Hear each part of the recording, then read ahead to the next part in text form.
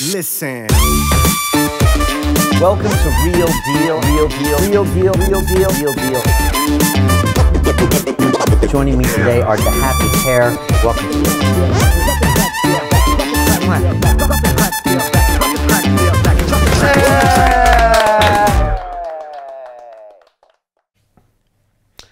Welcome to Real Deal. I am Brian Rose, and we are live here at London Real World Headquarters to talk about the best of 2019. I'm going to be dropping the top 5 guests and what they told you that hopefully changed your life. But before we get started, I want to hear from you. What was your favorite episode, your favorite guest of 2019 on London Real? Go ahead, start typing in. I'm going to be checking all the chats on Facebook, on YouTube, on Instagram. I want to hear from you. What was the guest and how did they change your life?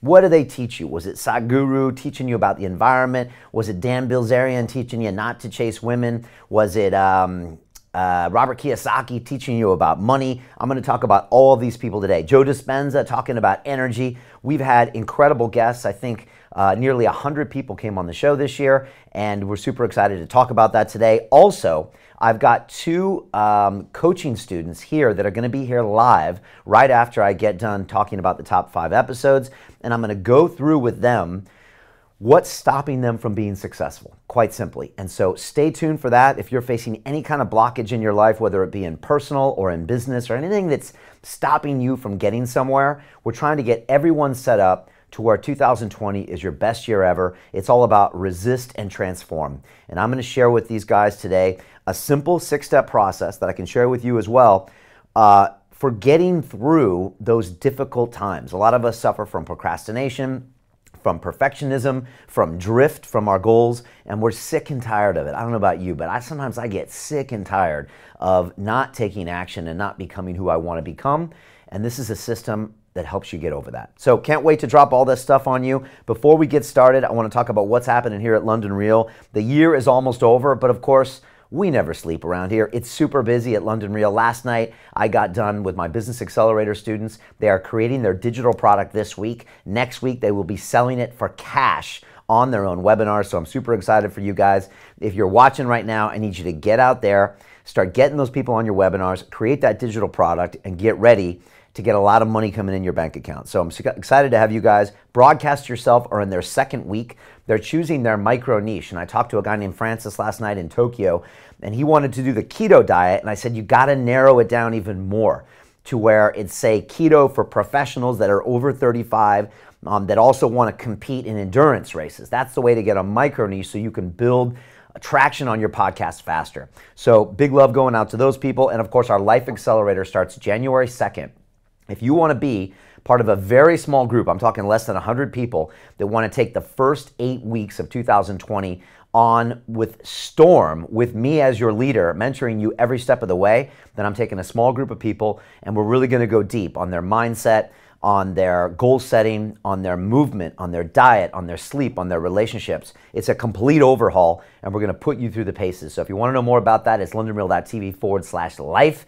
And yeah, what can I say? It's super busy here. We just dropped the episode with Teddy Atlas. He is one of the most notorious and most accomplished boxing trainers in history. He worked with Mike Tyson back in the day. He pulled a gun on Mike Tyson. So, I mean, seriously, you should watch the episode just to hear how you would ever even consider pulling a gun on Mike Tyson. He talked about how Mike trained and the championship mindset that Mike did or didn't have. It was great talking to Teddy. I did that at ESPN Studios in New York City. It was a real pleasure being there. Also, Ryan Mickler is talking about masculinity, the patriarchy, and there's a lot of great conversations happen on the back of those clips. And I really appreciate the men and women who are getting involved in this conversation about what we need our men to be in this world. I mean, male depression and suicide is at all-time highs. Why is it? I think it's because men don't know how to be men anymore. And we have some serious discussions about what it takes to be a man. And let me be clear about this, not to be a boy. There's a lot of boys out there who give men a bad name. They do stupid things, they misbehave, they mistreat women. We're not talking about that. We're talking about stepping up and being a man, which means to really be in control of situations, to lead, to also preside and let people know when things are okay and when they're not okay. So big shout out to Ryan. And also this week, we're dropping our episode with Humble the Poet. and Dave Meltzer, two incredible guys with just some incredible insights, and we're really excited for them. And of course, I've got tomorrow on Ross Watts from Imperial College London in the psychedelic research area. She works with Robin Carhart Harris and David Nutt, and I'm going to talk to her more about the research they're doing with DMT and some other things. And of course, last week we had Nick Leeson on, the original rogue trader who lost $1 billion all on his own, crashed Barings Bank, and pretty much brought down the Bank of England and everybody else with him as far as really ruining a lot of reputations. But he told us what he learned, 4.5 years in a Singaporean prison. I mean, it was an amazing story. So that's going to be coming out soon too. So super excited. I hope you're having some great plans for your holidays. I hope you're taking a short break, although you can be active, but really thinking about who you want to be in 2020. That is what I'm talking about. This is going to be a pivotal year. I think this is the inflection point for the rest of your life. If you can crush 2020, you can get the momentum and put yourself on a trajectory to just crush the next 20 years.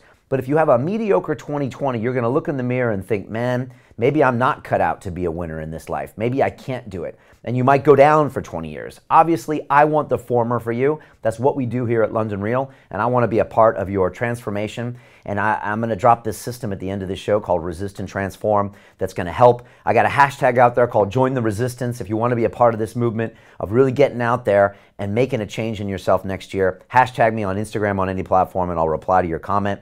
And just want to also say for 2020, we are going to have a summit. Now, some of you were at our summit in 2019. It blew everyone away. We had Dan Depani there, Mantak Chia, Dan Pena, Marissa Peer. I gave an entire talk about my transformation process. 1,000 people in the building. This year, we're going to triple it. We're getting some incredible guests coming from all over the world. We're going to take over a major landmark venue here in London, and we're just going to own it London Real style. This will be the most incredible event you've ever attended in your life. It's going to blow you away. It's going to be, I mean, honestly, I envision this as being a spectacular day of entertainment, of transformation, of education. It's just going to be absolutely incredible, and the venue is absolutely sick. So if you want to know more about that, if you want to just grab your ticket now, it's londonreal.tv/summit.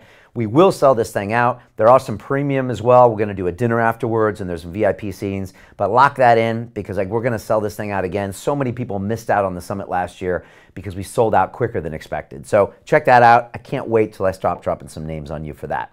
All right, let's get started with the top 5 guests. And again, please tell me and type in the chat, what was your favorite guest of 2019 and why? Who was it? Was it Dan Bilzerian? Was it Graham Hancock? Was it Sadhguru? Was it Joe Dispenza? This is exactly what I want to know from you, and I'm going to be talking about them. Here we have Robert Kiyosaki, who is the author of Rich Dad, Poor Dad, one of the greatest books ever written. I reread it recently, and it's an incredible book. And Robert Kiyosaki today is talking about how rich people avoid paying taxes. And that's something that rich people do really well. And it's all legal. It's just that they're educated better than most people. And that's why most rich people have corporations. They build structures around their real estate investments. And they do it all by the book. And if you have this knowledge, then you can do it as well. And so there's nothing preventing you from doing it, but except yourself. And that's kind of the theme with London Real. You are your biggest block. And so here's Robert Kiyosaki. I was in Phoenix, Arizona with him for taping of this, talking about how rich people avoid paying taxes. It's called the McDonald's formula of business. So McDonald's has a business, right? They have a hamburger stand.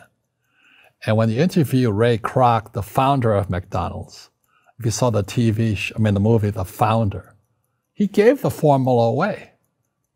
The business of McDonald's is not hamburgers. The business of McDonald's is real estate.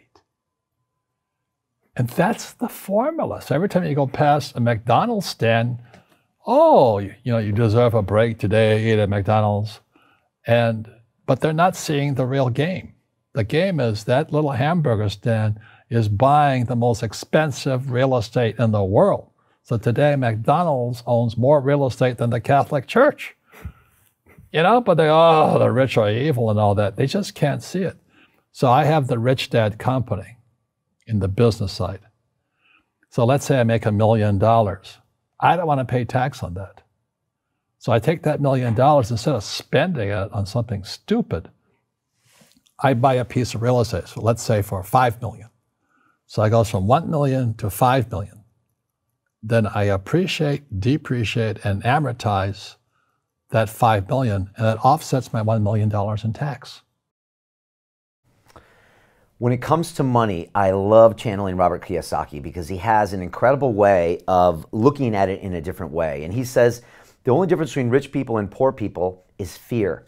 And that's a really powerful statement to really think about. And I want you to meditate on that the rest of the day. It's not about the number of zeros in your bank balance. It's your relationship with fear.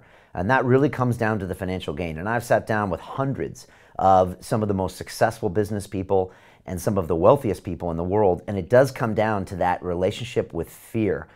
So just meditate on that a bit. Of course, you watch the full episode. That one was watched nearly 2.5 million times just in 2019. So check that out. You can go to our website, londonreal.tv, and watch more of Robert Kiyosaki there. If you're coming late, tell me, what was your favorite episode of 2019? There's some great things coming in here. I got Mika Bub saying Dr. Joe Dispenza and Patrick McGowan, The Oxygen Advantage. I loved him.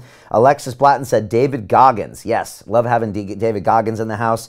Tietso Moying says Sadhguru interview was mind-blowing. Since then, I don't know how many videos of Sadhguru I've watched. Thank you for this. A shout out from South Africa. Thank you. I appreciate it. Alex Blatton said Dan Pena, Jordan Peterson about manhood. I appreciate that as well.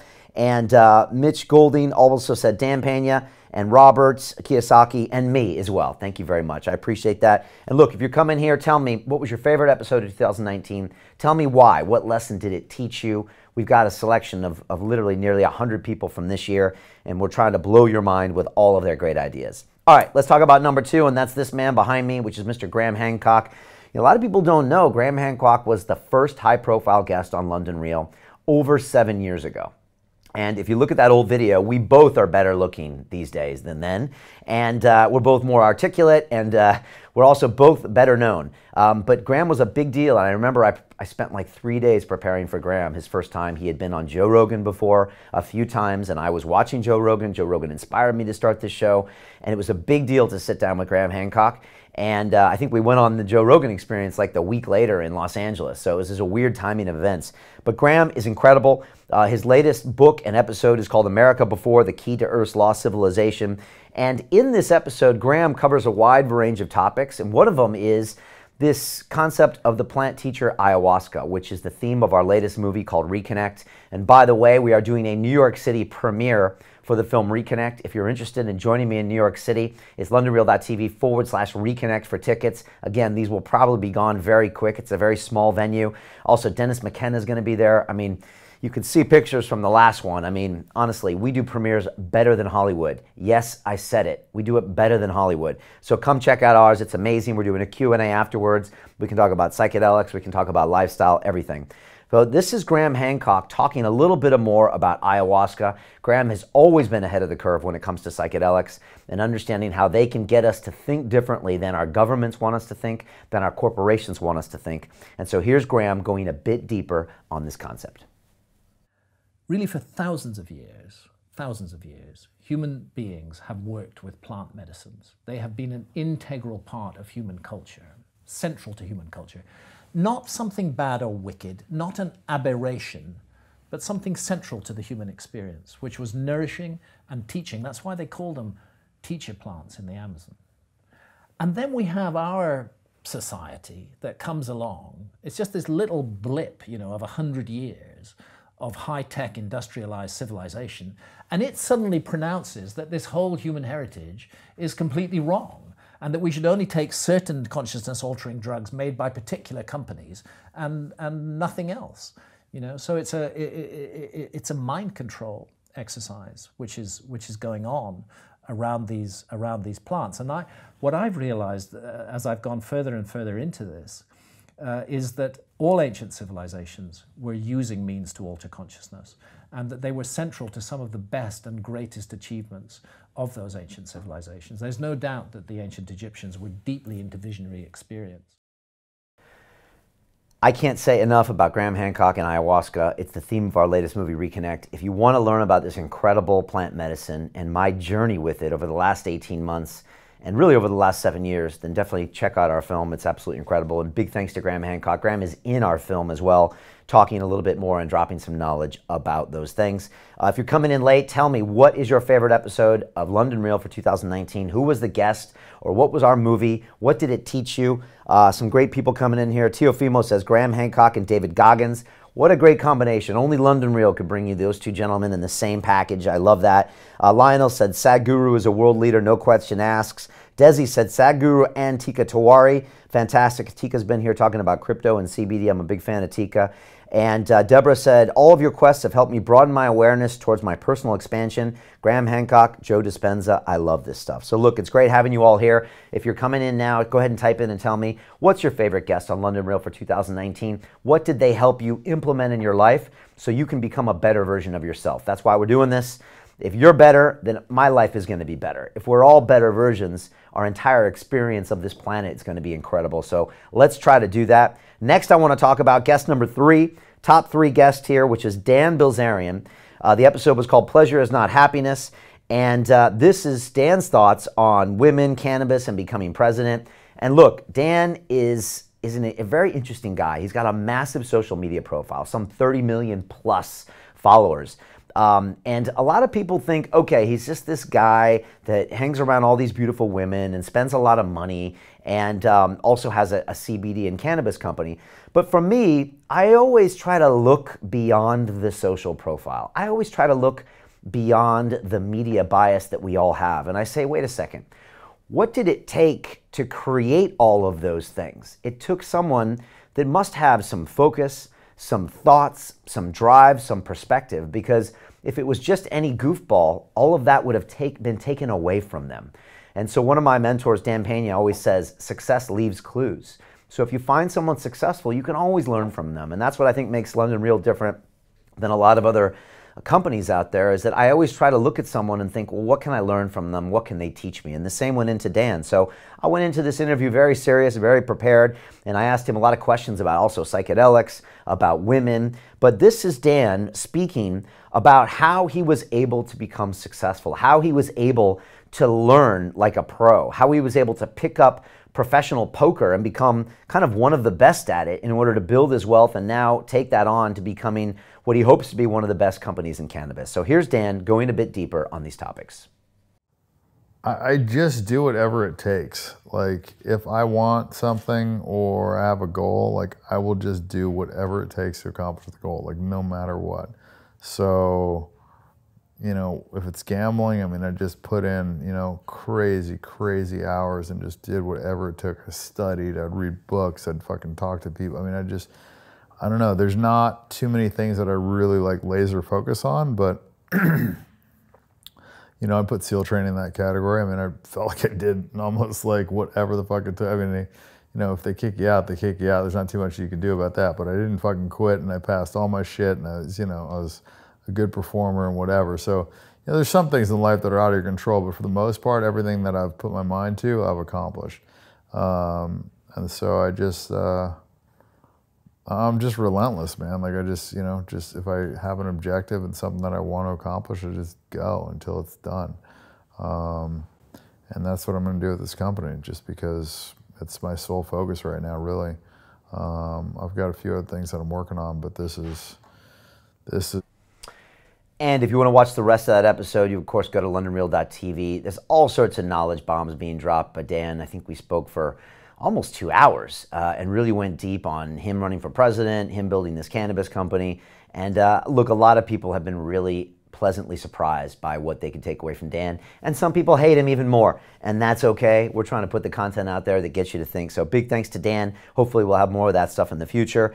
Next, I want to go to guest number 4, which is Sadhguru. But of course, if you're coming late, please tell me what was your favorite guest on London Real in 2019 and why.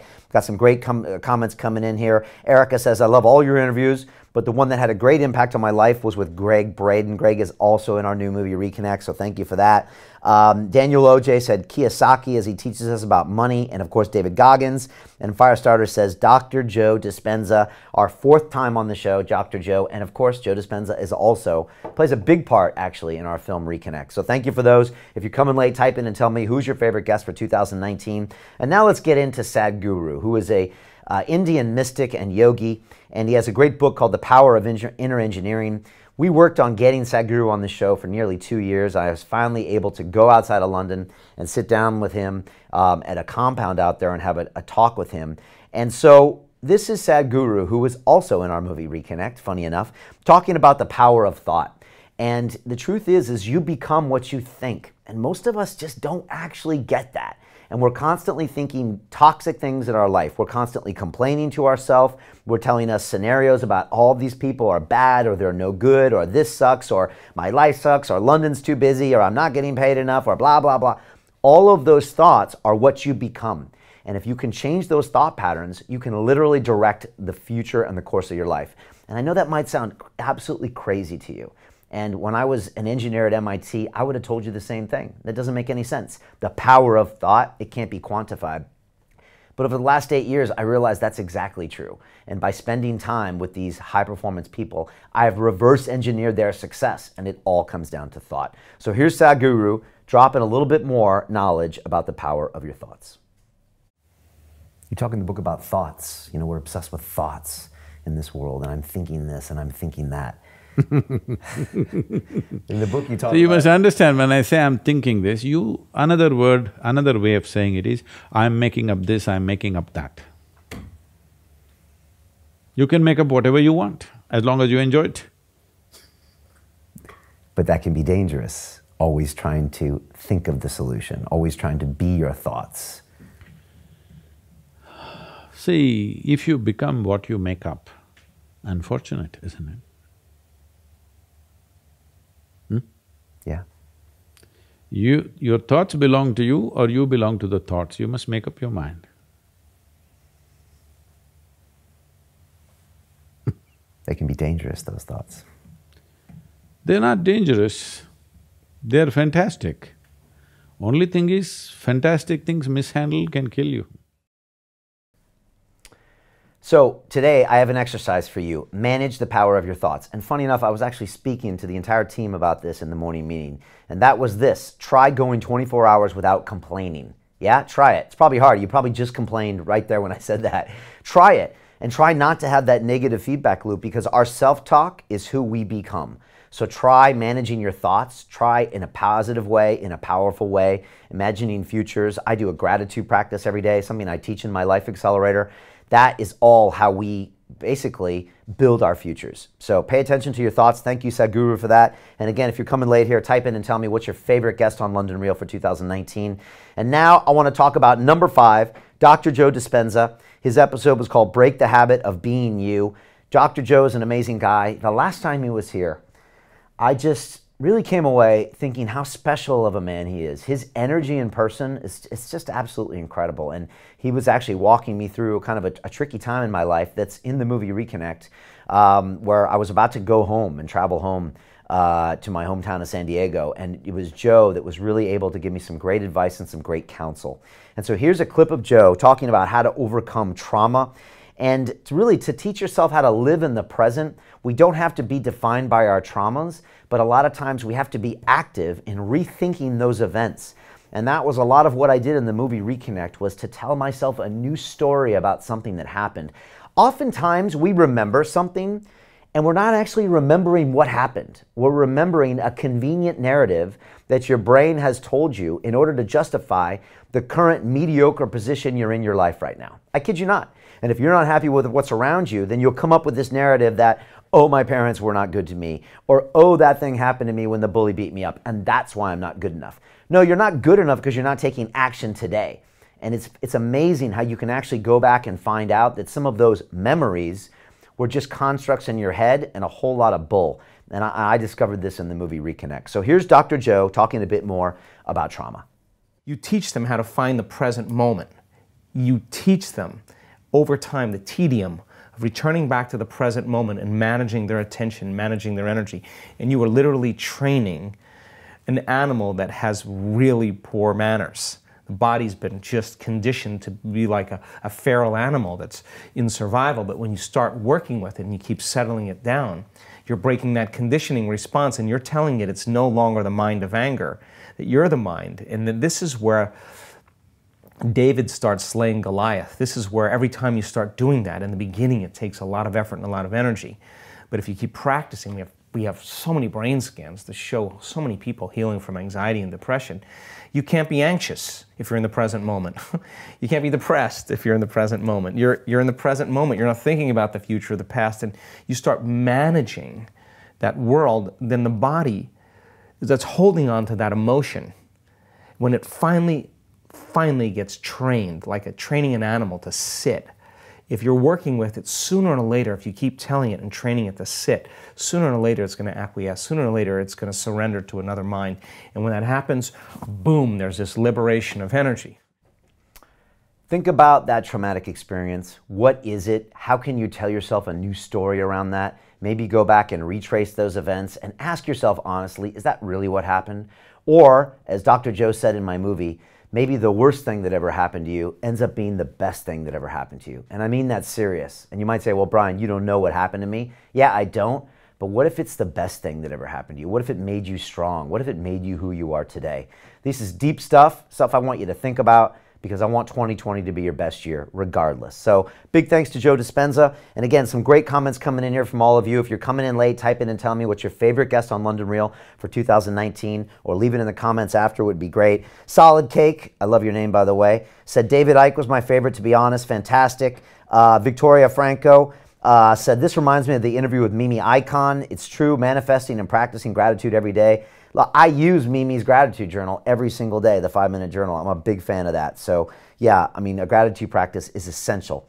Gladiator said, Nomi Prinz is the best lady who knows her field, and she's very good. I love that show. Nomi's an expert when it comes to finance, banking, understanding the stock market, so go check that out. And Robert said, James Rickards was really cool on London Real. He had some cool insights about what's coming. I'm a big fan of James. He really understands global financial markets, currencies, governments. He's ex-CIA. I mean, there's definitely some crazy things that Jim was up to in the past, and I really like having him on a lot. So look, now what I want to do is I'm going to bring in Matthew Robinson, and we're going to try to see if we can figure out what he can do to resist and transform, what is going on in his life, and how we can get him to kind of release the brakes and really have a massive leap forward. And so I'm going to ask him about what's going on in his life and what is potentially blocking him. And I want you to just pay attention, because I think you can use a lot of these same steps. So while I bring him in here, I'm going to leave you with the trailer for Reconnect. This is our brand new documentary feature film, London Real's 5th. It's our best ever by a long ways. And we'll be premiering this in New York City on February 13th if you'd like to join us. And here it is. We're in a dark age. We've lost our compass. We don't know who we are. We don't know where we want to go. What is to be done? It's going to take some consciousness change to get us out of the box we're in. La maldición de ayahuasca, nosotros podemos conectar con esa persona y le da cuenta dónde está la raíz del problema de él. Pues ahí se trabaja. Sometimes I feel anxious and unappreciative of the things I have. There's no such thing as work-life balance. There are work-life choices, and you make them and they have consequences. What we don't understand about psychedelics is a very thick book. They can help you orient yourself morally, but look the hell out. You don't always get what you want with ayahuasca, but you always get what you need. The diseases of individual are the diseases of the world. Our culture, soul, is severely wounded. Humanitarian crisis growing by the day. Global warming is the greatest fraud that's been perpetrated on mankind this century. When you take these lessons in, it's kind of a process to make sure that it comes into yourself. Some of the hardest work is when you go home. Integration means bringing things into the whole person. Maybe we should be considering that the depth of human experience is more than just material things and technology and our egos. We all get stuck in a mold. That's what can happen with ayahuasca. You get that mold, and she fucking smashes it on the floor. Now, what are you gonna do? Now who are you?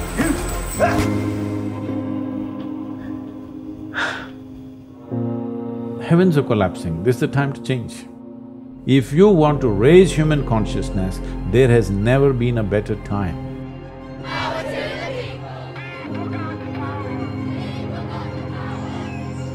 La ayahuasca nos fortalece nuestra mente, nos abre nuestra creatividad, nuestro amor, nos conecta uno a uno mismo.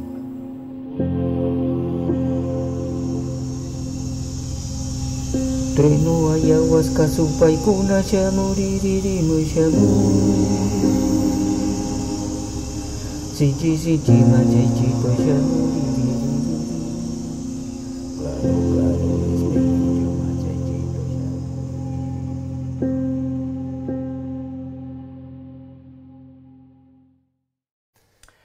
And we are back for Real Talk. Joining me today is Matthew Robinson. He took a train from Norwich, and if you're in like Kentucky and don't know where that is, it's like 3.5 hours away. It's up in the north. And he dropped in today, and we're gonna try to walk him through what I'm calling this resist and transform system. So, you know, a lot of people come to London Real because they're looking for new ideas, and they kind of want to get further in their life. Sometimes they're not where they want to be, and they see the guests on London Real, or maybe they see, you know, my journey over the past 8 years, and they're like, man, I'd like for 2020 to be the year where I actually do great things. So first of all, welcome. Thanks for coming. Thanks for having me. Yeah, what's it like being here? It's awesome. I love it. Yeah? Yeah, it's very professional. Okay. How long have you been following us? Oh, I've been following you now for a few years. I did the Business Accelerator course. Excellent. Okay. Amazing course. Okay. Highly recommend it. Okay. I'm not just saying that, I do highly recommend it. Changed my life. Excellent. All right, good. Well, I want to see if we can take those tools and then find out where you are in your life, and then see if we can obviously get you stepping forward on that. Tell me where you're at right now. If you had to kind of tell us a little bit about you, and then fast forward us to a year from now, basically you're celebrating New Year's at the end of 2020, where would be a place where you would be like, wow, I'm so proud of myself. You know, your loved ones are proud of you. Somewhere you'd be like, wow, that's where I want to be. So maybe we start with, who are you and where are you right now? Thank you. Yeah, I'm Matthew Robinson. I'm a plant-based ultra-marathon runner, and I'm a boxing hypnotherapist. I've worked with various boxers, from amateurs to white collar to professional. And I've been living in Spain for 3 years. Sorry, I've been living in Spain for 3 years now, and I had an experience in 3 years, which I'm obviously going to talk to you about. But where would I like to see myself at the end of 2020? It's a tricky one for me, because this year has all been about vision. It's been about vision and acceptance, and sometimes it's tough to accept the vision that you have. Sometimes you can't always quite see that vision. So it's been a year for me of really focusing on my vision, but I still couldn't say where I'm going to be at the end of 2020, if I'm honest. Okay. Now, real quickly, I mean, I don't meet a lot of boxing hypnotherapists, so if you had to do like a 30-second explanation, what does that entail? What does that entail? Well, boxers want to win. That's the main thing. A lot of boxers want to increase their focus as well, but the main priority is to win. I provide accelerated learning through hypnotic suggestion and visualization. There's been a lot of tests done, and visualization is 1% less than physical training. And with the power of suggestion, it helps to increase confidence and to accelerate learning, which is what I've already said. Wow, okay. So you spend your time kind of putting these guys and girls in hypnosis so they can become better boxers and win. That's kind of the plan. Okay. But at the same point, you're thinking about changing your journey to a certain extent. And you've got an intuition that you want to go one way, but you haven't necessarily seen the end goal, right? Okay, cool. So I was in the same place 8 years ago. I walked out of my job in banking, and I knew I didn't want to do that anymore. And then I started putting my face on YouTube, right? And I didn't really know why or where I was going. I just knew that something was drawing me for a new experience or a new journey. I didn't see that one day I'd be here with you and we'd be making movies and all this. I just didn't see that. But I also knew I needed to change the way I was going to go. So are you kind of having a similar thing where you're like, I don't necessarily want to do this anymore? Okay. Can you tell us more about it, like, or details, or, you know? Yeah, it's it's about vision, actually. So I've been studying a lot about Customado and Mike Tyson, and I was very passionate about it. Anyway, I had this, before I said that, we moved to Spain to help my stepdaughter find a cure for cancer because she has a brain tumour. Wow. And we came across something called Rick Simpson oil. Yeah, I know of him, yeah. Okay. Dorian Yates talks to me about it all the time. Okay, Dorian Yates from Marbella. Yeah, exactly. So I was just down the road anyway from Marbella. So long story short, Kerry's stable now. That's amazing. She's stable now. Okay. But she left some Rick Simpson oil in the house. And I tried it. I tried a heroic dose. And basically what happened was I had this experience which I can only describe as 20 years of psychoanalysis in a few hours. So you ingested some THC oil. This is 100%. Which in the digestive system, from what I understand, can have kind of psychedelic ways, way the liver actually produces that. And people find this, I think, with edibles in the US, when they just take a lot, they actually go into something that isn't typically associated with, say, a marijuana experience. All right, so you saw some things. And what were some of them? Like, if you had to break it down, was it do this and don't do this? Yeah, it was a very strange, peculiar experience. So I went, it took me back to my past. I had unresolved issues of guilt and grief that I thought had been dealt with. And clearly they hadn't, they'd been buried. So that all came up, which was very strong, it was a very powerful experience for me, because I felt incredibly guilty about issues from my past, which anyway, and then Can we talk about those issues? Those guilt issues? Yeah. Yeah, I mean, it's part of the grieving process. So I lost someone who was very, very close to me many, many years ago. She died unexpectedly. She had an epileptic fit in the bath and drowned. Okay. I felt I could have done more for her, to be there with her. How old were you? I was probably about 25. Okay. Yeah. Long story short, part of the grieving process is guilt. And dealing with that guilt, obviously, doesn't mean that you're guilty for anything, it just means that you feel guilt. Right. So I think it was buried in my unconscious mind, and that came out like a fire, which I can only explain the experience. It was like a fire. It set fire to my subconscious. Is it okay to move on? Yeah, no, I'm wondering, like, now that you saw that experience, can you look at your life, say, over the last few years and seen where maybe that guilt has made you stop short or made you hold back in being who you want to be or doing what you want to do? Yeah, I can think of a few. I can think of at least one explanation or one incident where that's happened. Okay. Yeah. All right. So just continue. So you had all these thoughts and visions, and then what was your takeaway from it? So so it went to the present. All the issues in my present were highlighted, and then it took me to a future. I don't know if it was real or imagined or whatever, but obviously in situations like that, it feels real, and it took me to an outcome that I didn't particularly want to happen if I was to carry on going down this path, even though I've had many wins and successes.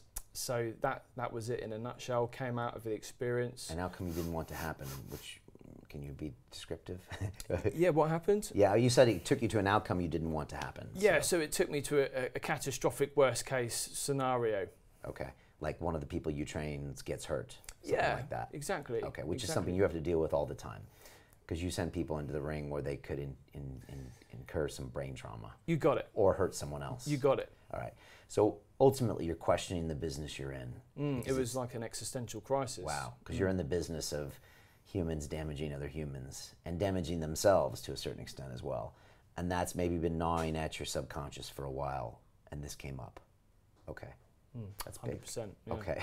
Now you said it also told you where you're currently at. How would you describe where you're currently at? You know, like what are your challenges? Because we can get to this vision. I think it's really powerful. But like, how would you say where are you currently at? What do you struggle with? Right, at the moment, so I struggle with this vision, with this alternative future. Obviously, there's an opposite. So I've been struggling with these emotions and these anxieties, this fear. I don't know what kind of fear it is, but I've been struggling with it a lot. So I've kind of like put it to the side, because although it's not real, it feels real. Yeah. So I guess that's avoidance, isn't it? Yeah. Yeah, it would be real. You say it's not real, but it feels real. I mean, it is real. If you feel it, it's real. Why fear? What are you fearing, and what's the anxiety about? So the fear is, well, I guess it's a fear of failure. Okay. Or talk about that. Well, you know, there's the fear of success, and then, you know, the fear of it going well and not being able to cope with that, and then there's also the fear of failure. If it did happen, how would I live with myself? How would I cope? Relating to what happened to me when I was younger with the guilt, you know, how would I deal that in an adult, grown-up way? Would I feel guilty, or would I feel remorseful? It's a lot for the mind to juggle. What does failure look like? What does failure look like? It's like I think a lot of us have fear of failure and fear of success, but a lot of times it's this weird version of what might happen. And sometimes when you break it down to what it is, maybe we can understand it. So what would failure be, if you had to be specific? Failure would be ultimately a failure as a human being, failure in my craft, failure in my ethics, failure in my integrity. That would be the ultimate suffering. Okay, and you feel that that might happen now, more so than before? Has it always been there? That it might happen because I took action. This is something that happened in August, and I was living in Spain, and I was on my own. My partner, she works in the UK, and it was something that happened back then. So then I made a decision that I was going to change my life. So I moved back to the UK and thought, right, what would a normal person do? Get a job. I could still practice hypnotherapy until I've decided 100% what I'm going to do with box noses. So I've got to practice, started helping people lose weight and stop smoking. So I feel like I've taken action and moved away from that place, which to me was almost like a shadow side of myself. Okay, yeah. That's the way you were feeling when you were in Spain. But you haven't necessarily resolved any of those issues, the no, anxiety I guess not. and the fear. So, okay, and I mean, if I just went any deeper, I mean, what happens when you fail? Like, are you worried about what other people think? Is it like something from childhood or parents, or is it just you? You don't want to let down yourself. Do you feel like you let down yourself before when this girl had the fit and died? Is it that? Are you like shocked back to I don't want to do that again? It's bizarre how the experience on RSO just kind of entangled my future, my present, and my past all into one solid blob. Okay. So anyway, I can explain it. So I don't know. I don't know. Okay, because I just think it's really important to try to unpack that, because otherwise it's going to linger in your subconscious. Got it. And yeah. it'll manifest itself in your behaviors. Yeah. Most likely. Got it. Yeah. But you think pretty sure it's a fear of failure, and failing in your craft, in your life, and letting people down. Yeah, I've failed massively. I've failed massively before.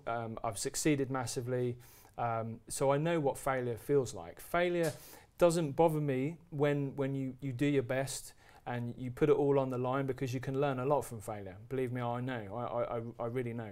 I've had losses, but that isn't real failure. Real failure is when you're doing something wrong, or you're doing something and you don't know that you're doing it wrong, or that you could do something wrong because you think it's right. So it's about honesty, it's about wisdom, it's about integrity, and it's just about me learning a process which hasn't really been properly uncovered, and making sure that I'm doing it in a proper way, in a correct ethical way.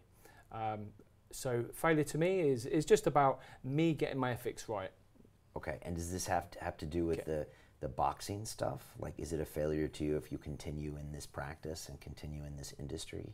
I think I was focusing too much on Mike Tyson and how Cuss helped Mike, because Mike Tyson had a hypnotist, and yeah. Mike was programmed to be a machine, and right. and that's great.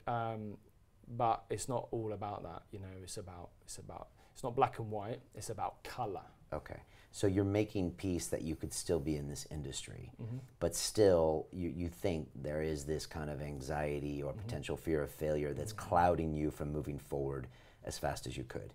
Correct. But you say that you failed before and that's okay, but yet you also say that that's holding you back. So how do we resolve those two things? How do we? Because you're not really, you are still afraid of failing. And I mean, I think we all are to a certain extent, but some people it paralyzes more than others. So how would you explain that if I was like a 6-year-old? Or it'd be like, you know, daddy or stepdaddy, you say you're not as scared of failing, but you say you are scared of failing. Yeah, yeah. What is that all about? So I would say it's okay to fail when your intention is good and you're doing good. It's not okay to fail when your intention is bad and you're doing bad. And I think perhaps you doing bad now? I think I was a little bit too tangled up in my shadow side. Okay. Yeah. But I mean, do you think you're doing something bad now? No, no, not at all. Not at all. But there's still something there lingering, you think? Yeah, I think you become what you think about. Right. So you have to, from my point of view, I've been studying Customado and Mike Tyson, you know, and the mentality that Mike Tyson had to have in order to get into the ring, in order to become a world champion. It's not a particularly nice mentality. I mean, look at the old videos of him. Yeah. Yeah. And so, all right. But so are you still grappling with this as far as something you want to do? Or are you telling yourself that it's okay now and you're going to move forward? I'm telling myself it's okay now and I'm going to move forward. Let me ask you a question. What if you decided to walk away from that industry? That probably is scary to you because you're probably really good at it and you probably you probably are someone people seek out for that, and it's a trade for you to teach people hypnotherapy and boxing. Like, what if you did say, I'm going to walk away from that? Is that scary to you? It's not, no. It's not. I know that I could be much better at it. That said, I could walk away from it today and I could set up a business doing ultra running retreats. Less stress, less anxiety, perhaps, less fear. Okay. Avoidance again, I think.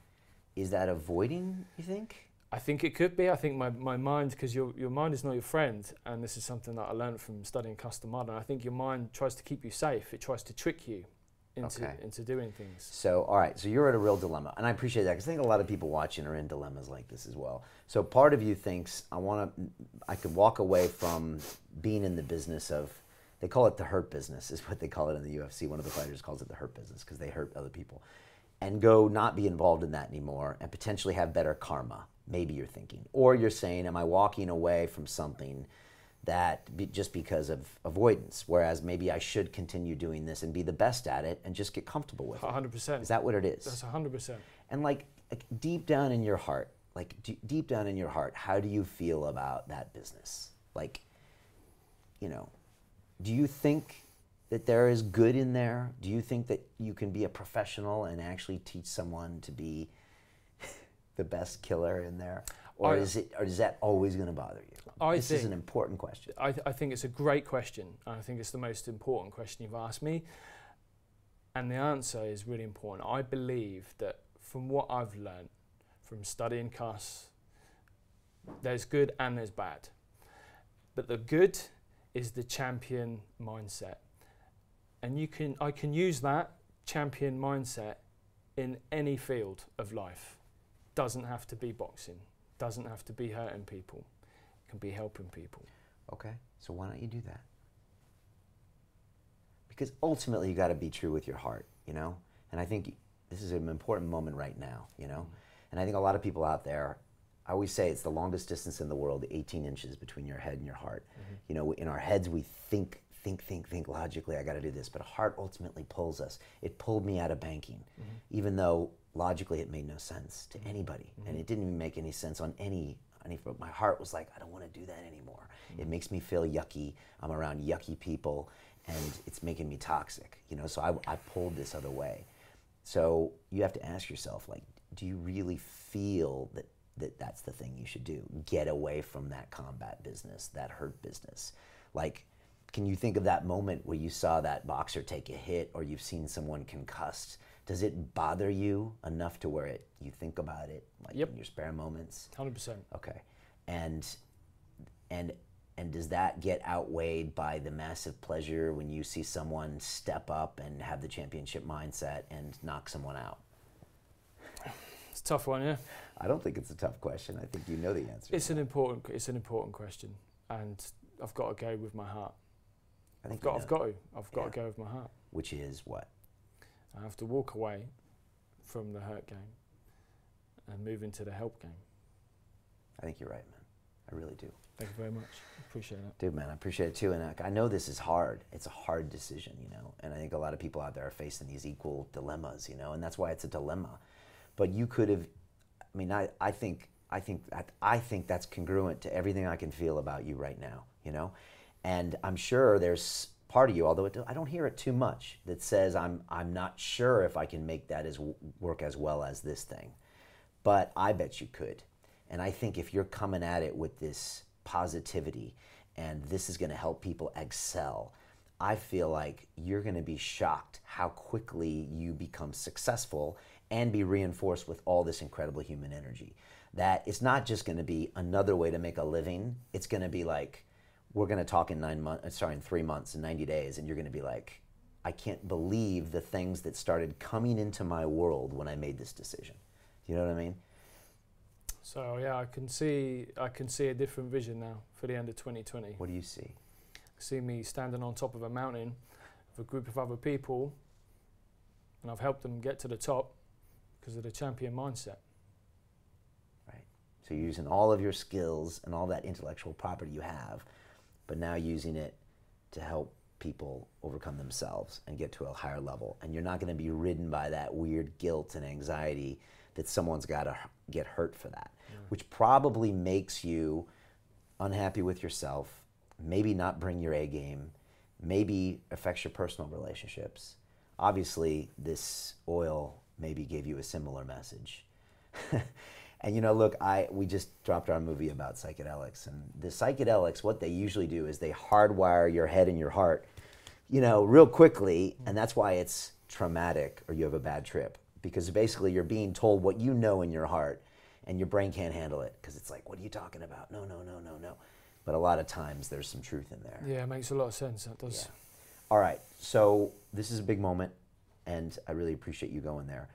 From here, I think it's important to do a few things. So again, first is the visualization. So I always tell my students, visualize where you want to be and go Hollywood. And I think you already did it. You stole me. You stole my thunder here, because you're like, end of the day, I'm on the top of a mountain, surrounded by these people that I have helped get the championship mindset. They are on new levels.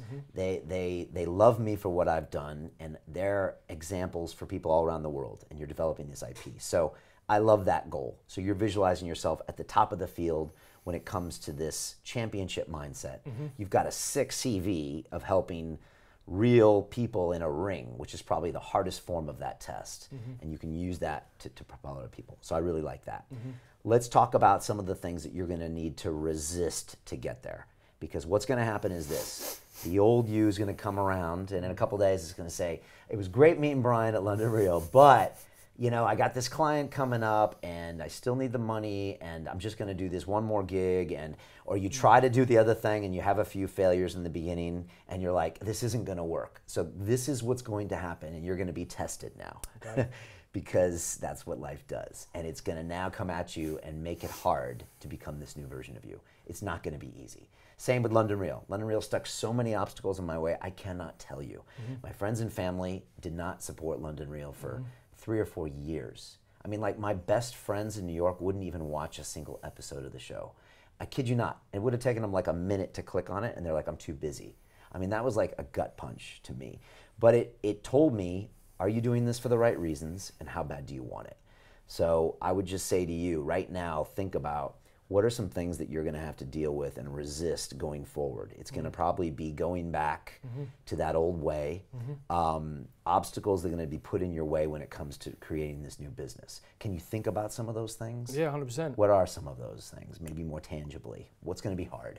Well, you know, I'm going to have to speak to people that I'm working with and say I'm sorry, but I'm not going to be able to do this anymore. That's going to be tough. What else? Shutting down certain things that I've spent time, money, emotional investment as well. Yeah, it's going to be hard shutting that down for obvious reasons, and stepping away from it.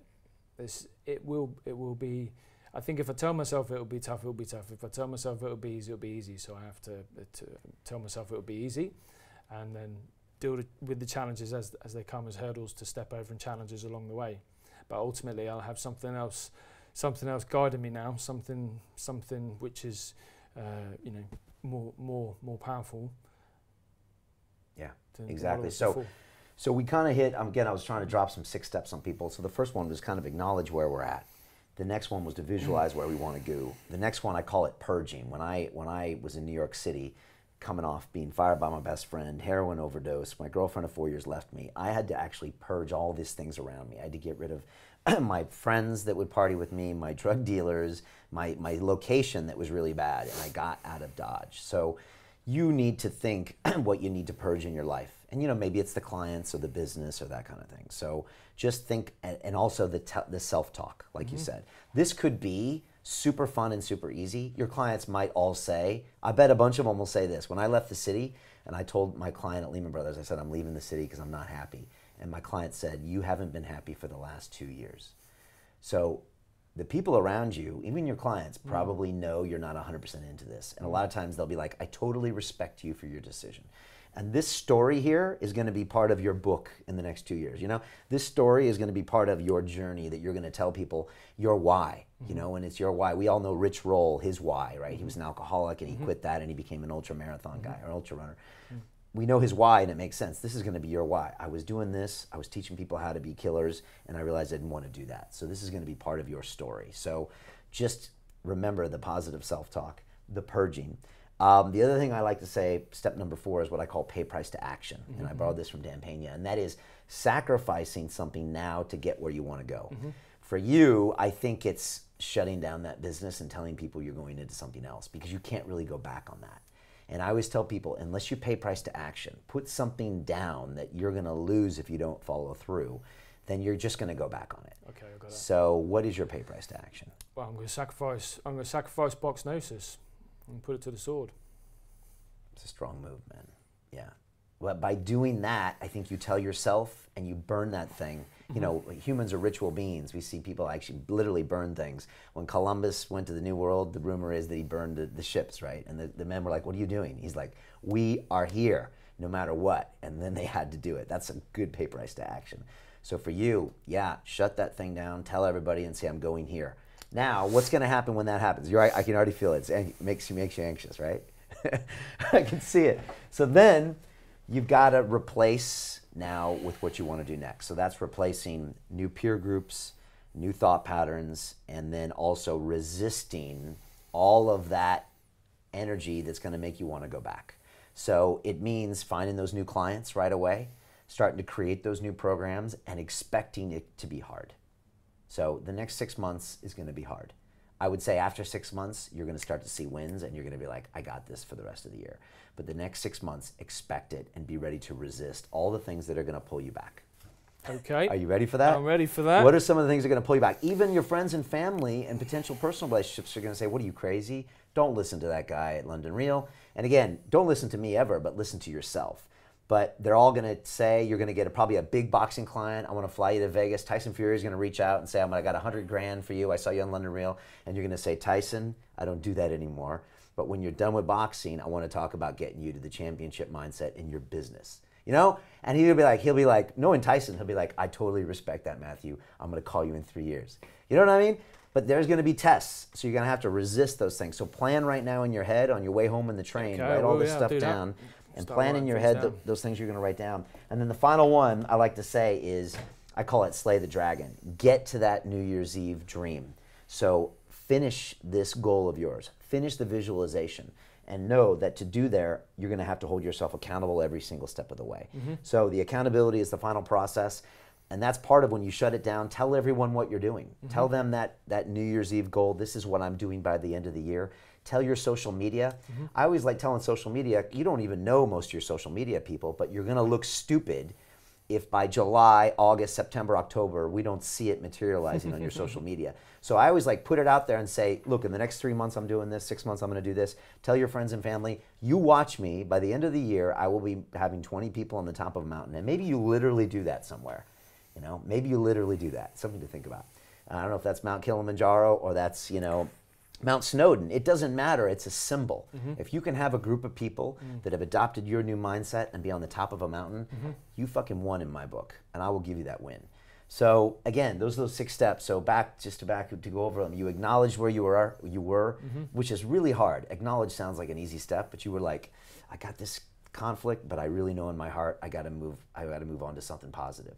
And I think by doing that, like I said, you're going to be flooded with all this help that's going to help you get there. Next, visualize the future. Where do you want to be in those 12 months? And go big on this. On your train ride home, really think about what are some of the JV partnerships, the podcasts you're on, the people, the products you're creating, the digital products we taught you in the Business Accelerator.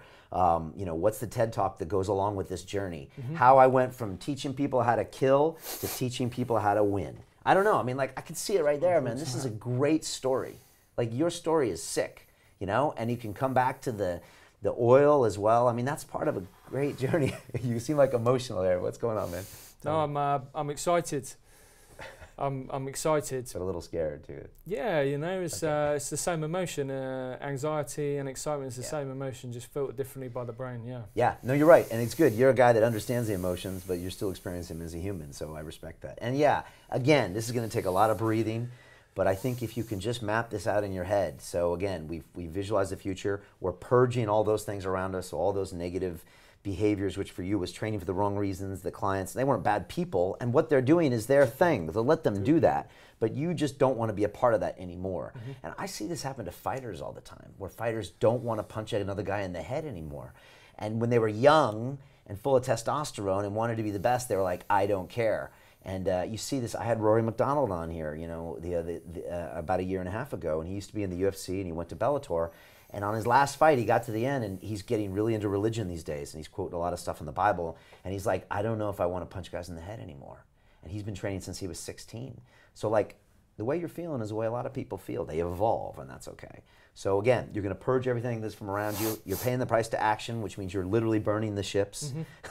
You're going to replace all of this stuff with new habits, new ideas, and you're going to expect the resistance. It's going to come, and you're going to be like, all right, this is going to happen, this is going to happen. And something you don't see is going to happen. It's going to blindside you, and you're going to be like, oh, that's what Brian was talking about. Okay, I expect that.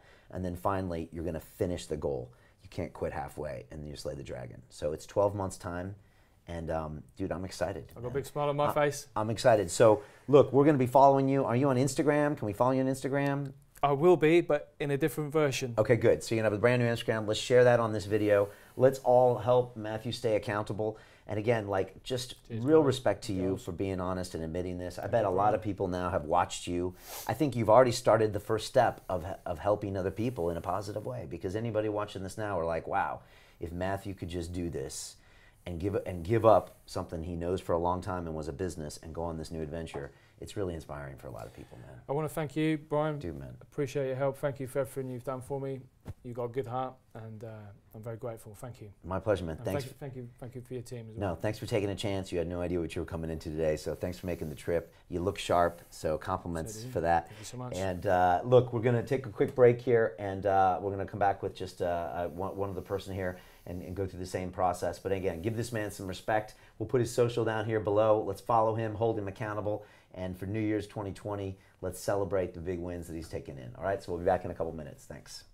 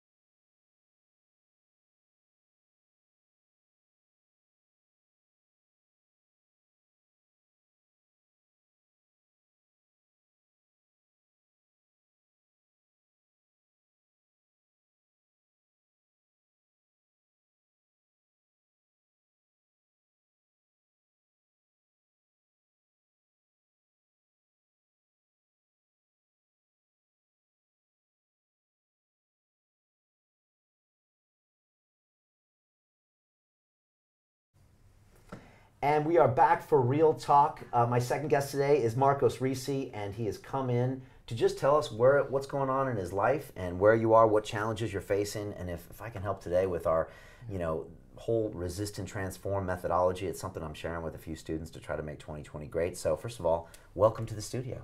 Thank you so much, Brian. Yeah, how you feeling? Thank you for the opportunity. Feeling good. Yeah. Good, man. Good. Really, really tell us a happy to little be bit here. about you. I think resistance is quite a theme at the moment. Okay. And also I had two major rock bottoms this year. Okay. Last year I had a health issue. I had to leave my career behind. Okay. So I think life is kind of teaching me that I need to break through resistance. The problems I am having is because of resistance, I think, also. All right. Okay. I mean, yeah, talking about resistance, I think well, let's talk what about I'm that. going through in life is because of resistance, yeah. Okay. Yeah. Well, look, we're about And to then, start. We're about to start 2020, and I know Yeah. you shared that you would work for about 11 years in the industry, and then you changed that job. Yeah, But yeah. if you look at next year, 2020 is this pivotal year, and I know it's got a lot of pressure for a lot of people, and maybe that's good. But by the end of the year, what do you think you want to be, or where do you think you want to be in your life? What's that something that you're like, wow, I would be really happy if I could be there? What are some of the things that you want? Well, I've been struggling for years, and that's that's the thing I want to tackle, the issue of resistance in trying to make a start. And what do you want to start? Yeah. That's the question, right? Okay. Yeah. Now, you worked 11 years. I mean, you were working in hospitality with some famous royals and politicians. Yeah. Do you want to stay away from that industry? No, I'm totally away. You want to get away, so you really want to change. Yeah. Okay. And what's the biggest challenge you have right now? What's the biggest struggle to try to find what you want to do next? Combining my skills, my abilities, what I like to do, to put it at service for, to make it available. Okay, so you want to I want to serve. I want to help people. Okay. Yeah, that's what I want to do. And you have a background in and service. And then obviously be happy doing that. Yeah. Okay, so you want to be happy serving other people. Exactly. Yeah. All right, but right now you don't know where to start. Yes. Okay. And I'm not good with starting. Yeah. You're not good. I've tried before many times and didn't make progress. This is really powerful. All right, so if anyone's watching, a lot of people struggle with, is it procrastination? Is it perfection? Yes, a lot of it. A lot of that. Okay, this is something I've heard before and something I've done before. Okay. So like a lot of people here, including myself, struggle with perfection and procrastination. Yeah. I think perfection is procrastination in disguise. Mm-hmm. Let me ask you a hard question. And I was asking a bunch of my students this last night on my business accelerator, because they're doing the same thing right now. They're struggling with perfection. Yeah. And they're like, Brian, I can't put the video out because it has to be perfect. And I had this kid on, his name was Michael, and I was like, Michael, why does it have to be perfect? Yeah. So that's the question I want to ask you. Why does it have to be perfect before you can do it? Because I don't want to face failure. Okay. Because I don't want to... What does failure look like? Yeah. Just tell me, what does one version of failure in your mind look like? Is there someone telling you did a bad job? Shame. Shame? Yeah, blame. Where does shame come from? Who's the first Pride. person you think? Okay, Pride, who's the first image? Who's the first person that is ashamed of you that you think of? Myself, I would think. You? Okay, who else? Parents? Parents, family, yeah. Family? Friends. Brothers, sisters, friends? Friends. Mom, dad? Yes, acquaintances and people who knows me, yeah. Is that, have your mom and dad been ashamed of you in the past? Have they ever been like, I can't believe you did that? That's horrible. Stop doing that. Yes. Okay. Lots of judgment around. Okay, when you were a kid. My parents, towards myself. Yeah. All right, so they're pushing you. It's not good enough, Marcos. You can do better. Grades aren't good enough. What's not good enough usually? Yeah, loads of sort of judgment. Actually, not quite a positive way of pushing me. Yeah. Okay, so judging what you do. All right. Yeah. And do you think that has bled into adulthood? Very much. Yeah. To where you don't want to do something because you're worried about being judged. Do you care about what your parents think of you now? Well, not so much. Not so much. So I think I have to look at the past, but I have to make a move. I have to grow up. Yeah. So logically, it doesn't matter what they think necessarily, but emotionally, it still does. Very so much. like the 8-year-old Marcos is in there thinking, oh, if I don't get this right, my mom and my dad are gonna like be ashamed of me, or my friends and family, and then you're probably transported back to those memories. Can you remember what that felt like when you were a kid? Yes, yes. How does it feel? It feels like rejection, for example, and then if you think of failure, that's the thing we want to avoid, rejection. Right, so it's like a double whammy. Yeah, so rejection, also a little bit of abandonment, kind of a judgment, and yeah. All right. It feels like issues with lovability, like I'm not being loved here. Right, so people won't. And then I want to avoid it in thinking of, being perfectionist and, All right. With the idea of the video you said, anyway, So listen to what you're saying to me. Like repeat back again. So issues with lovability. I have fears of being rejected, and not accepted, and and not loved. Not loved, And then abandoned at the end of that. Yeah. That sounds horrible. It does. Yeah. I mean, like that sound. I actually feel you as a kid. Like my parents got divorced when I was 7, so they didn't say like, Brian, you're not good enough. But in my mind, when they did that, I thought, well, no one's there to love me anymore. So I think what I started doing, a little different than you, is I started trying to overachieve, because for me that was my worth. If I could get A's in school, if I could win the science fair, then everyone would at least. Maybe they wouldn't love me, but they would acknowledge me, and then maybe I could have some love, and then maybe I could have some value. Yeah. Does that make sense? Yeah, it does. But for you, it sounds like it's just you're worried so much about being judged, as you should, as a little kid, that you're like, I don't want to do anything, you know? And it sounds like you were really good at what you did. You know, it sounds like, you know, when you were working in the hospitality and for these royals and politicians, you were probably really good at what you did, right? Yeah. And so the question is how can we get you to understand you have a natural tendency to not make a move because of that judgment? And how can we get you to move forward even though you're feeling this, you know, rush of judgment? Is it starting believing myself and trusting myself? Yeah, and maybe, you know, so, I mean, do we both agree that probably what's holding you back the most is that pain from, as a child, of being judged, abandoned, not loved, rejected? Yes, yes. Is that probably the main thing? It would be the major thing, I think, yeah. Okay. It's very, very core to the issue, yeah, definitely. Okay, gotcha. Have you thought about that before? Yes, very much. Oh, very much. Okay, so that's on your mind. Yeah. All right.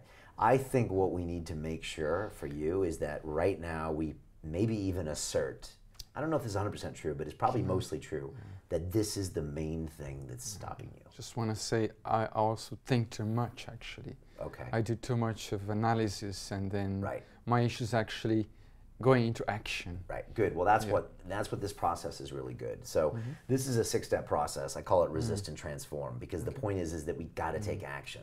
Otherwise, we just sit in the therapist chair and they charge us 100 pounds an hour for the rest of our life. And all we do is rehash our problems. I'm not a big fan of that. And that's why with psychedelics, and I know we both had experiences in the past, they're great because they tell you, like we're talking right now, look, you have this trauma when you were a kid and that's stopping you. But the problem is once you got the info, now it's time to take action. It's not necessarily time to go do the psychedelic again and get the same lesson over and over again. And that's why our movie was about me integrating these lessons, which is a difficult process. So the next 12 months are gonna be hard for you. All right, that's the resistance, okay? That's the resist we're gonna have to fight, all of the tendencies for you not to do what we're gonna talk about today. So, we started with acknowledging, and I really appreciate you being honest. This is good. And a lot of people out there are thinking, Marcos is just like me. I'm a perfectionist, and I'm procrastinating. And again, that's what I asked my student last night. Why does it have to be perfect? And everyone looks at me like I'm crazy. Well, because it has to be great, because I'm always great. I'm like, no, that's not that. You're worried about someone being judged. In order to be successful in life, you have to not be perfect. Like your first job interview is not going to be perfect. My first episode of London Real was horrible. My first public speech was horrible. My first podcast was horrible. My first business was horrible. So you have to go into that lack of perfection. So we started the first step, which was acknowledge where you are. You've been really honest today, and I appreciate it. Next one, I want to visualize your future. So 12 months from now, where can Marcos be in your mind that shows you that you've gotten over a lot of these issues? What's something we can strive for that by getting there means we're no longer being a perfectionist, we're no longer not doing things? So what's something you want? What's something you would be proud of by the end of the year? Well, I would be happy if I had managed to get things started at that point properly. And yeah. But what, and I like to quantify. Let's say, for example, if I want to write a book, I would have a blog, and then I would have written loads of blogs, and it would have been successful and all of that. Okay. Yeah. What do you want? Do you want to write a book? What do you? I also want to write a book. Okay. I have ideas around it. But also, I don't want too many ideas. Yeah. Because one of the other things that people like you do, perfectionists and procrastinators. I had another guy on my course last night, and he's trying to start 2 businesses at once. Yeah. I started yelling at him. I'm like, "What are you doing?" That's is the saboteur inside all of us. Yeah. You have one that's trying to sabotage you because you don't want to be judged and you don't want to be abandoned and rejected. So some people try to do too many things and then they do nothing. So what I'd really like for us to decide right now, you and me, is what's the one thing that we want to do by the end of the year that is strong and powerful and gets you where you want to be. So if it's writing the book, okay, but what else would you want to do? What's the business you want to go to? Or who's the person you want to be? How do you want to help people? What comes to mind? Yeah, well, I think of sharing information. I just don't know why, because I follow you, I see all your interviews online with Joe Dispenza, Bruce Lipton, all these guys, Gabor Mate, I love all of them. I read their books and they're amazing. Sounds like you're also You do a good lot. job. Yeah, I consume a lot of Too information. much content. But then I see that many things I would like to talk about, it's there already. How can I make it mine? How can I own it and be different, and then people will like it? And because I don't want to be one more. Yeah. What's the point? Okay, this is a good question. And again, a lot of my students come across this in my Business Accelerator and my podcast, and they say, one guy, again, last night said, I'm not qualified to be the expert when it comes to being 40 years old and trying to deal with the fact that, I don't know, they're having problems in their marriage. They said, Gabor Mate is better at that. And I said, look, a lot of times people want to learn from someone in their situation, you know? So there's Gabor Mate, but also I would love to listen to a podcast or have a guy teach me who's been there. Hey, this is me, I'm Marcos. I worked in this industry for a long time. I struggle with perfectionism because I fear rejection and abandonment. I'm just like you, and this is my adventure to take all the learnings from Dispenza and Mate and put it together in my system, right? And you could call it your system, you could call it the Ricci system, and be really open and say, look, these are my idols, and this is my journey, and this is, it may be like you, you're like me. You were judged a lot when you were a kid by your parents, your friends, your family. You're paralyzed with perfection, and you just want to take your life to the next level. I mean, this could easily be something that you talk about. How does that sound? Yeah, it sounds good. This imposter syndrome is constant, but that goes back to your fear of rejection to a certain extent. So don't ever feel that way. In this day and age, you can make it your own, and you can always give credit to these people. And again, talk about your journey and your process, because your journey is really unique. Yes. And we just talked about it in 5 minutes, but I'm sure you could go into moments of your life that were traumatic and deep that you maybe want to unpackage, and it can help other people. So I'm left with the questions, how much I can open up to the people I'm going to talk to. It's just, again, it's fear of rejection, you see. Yeah, I mean, look, last year I told the whole world about my heroin overdose to millions of people. I thought my business would suffer. I'd never told my wife of 16 years. I'd never told my stepdaughter. I met her when she was 7 years old. I had to tell her when she's 14. I mean, she was the hardest person to tell. I mean, like, honestly, my wife was hard to tell, but like a little girl that's looked up to you your whole life, I have to look at her and say, I was a drug addict. I mean, and guess what happened? She looked at me and she said, wow, that's really brave of you. I'm so glad you told me. She gave me a hug and she walked out of the room. So your fears are usually that. They're, as my mentor Dan Pena says, FEAR, false expectations appearing real. You think it's going to ruin your life. What it's going to do is it's going to empower you. And whenever you get to where you don't want to do it, think of all the people in the world you're going to help. The more honest you can be, the more people you're going to help. So I would say, think about it. But my experience on London Real has been the more open and honest I can be, the more my life improves and the more people I help, period. In my movie Iron Mind last year, John Joseph, tough guy, 10-time Ironman, lead singer of the hardcore punk band, was homeless on the streets, talked about his sexual abuse when he was a kid, openly talks about it. I mean, if John can talk about it, if I can talk about a heroin addiction, you can talk about this stuff. Always think about the person you're going to help. Whenever you get into this paralysis, perfection, procrastination mode, you're thinking about me, me, me, and how other people are going to judge you. Think about the people you're going to help, and you'll move forward. Think about Marcos out there that's 10 years younger than you that you can help. Think about 10-year-old Marcos when he's being traumatized by all this judgment. Think if that little kid could watch you and think, you know what, there's another way. I don't have to worry about all this.